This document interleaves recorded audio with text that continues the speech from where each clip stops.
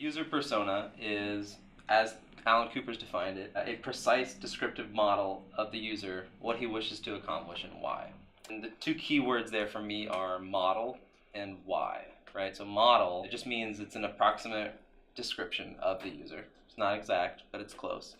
And why is the meat, right? It tells you the context for why they're making decisions, you know, the motivation behind their usage of your product. Two common misperceptions about personas is A, that they're just fluff, and B, that they take too long.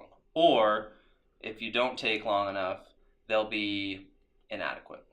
To address the first one, it's kind of, you know, like anything. Personas are as good as what you put into them, right? So if you put in fluff, they will be fluff.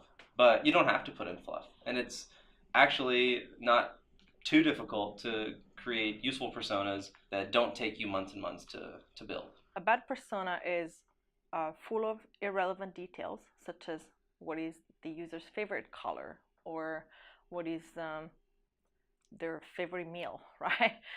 None of those things matter for most companies unless you are into colors or trying to sell foods, right? So personas, the information in the personas needs to be relevant. The other thing that makes a persona bad is having details that might matter but are non-actionable. We actually have a couple of examples on how to try to get that actionable information through the survey. So if you're building personas related to car shopping, right?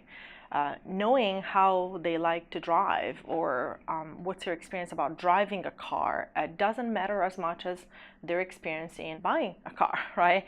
And along the same lines, you can say that what is their current mile per gallon in the car does not necessarily bring anything that you can actually act on because you can't change their current car.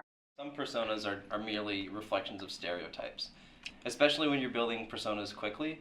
It's easy to fall back onto stereotypes if you're not a subject matter expert yourself, right? So in the car buying example, a great stereotype is like the soccer mom, right? Or the truck driving man, right? And so while it may well be true that there are some soccer moms out there looking to purchase cars and that building your site to cater to those soccer moms, as we call them, may, you know, benefit some users, it may not benefit your key users. And it may mischaracterize these soccer moms in a way that reflects the stereotype but not reality.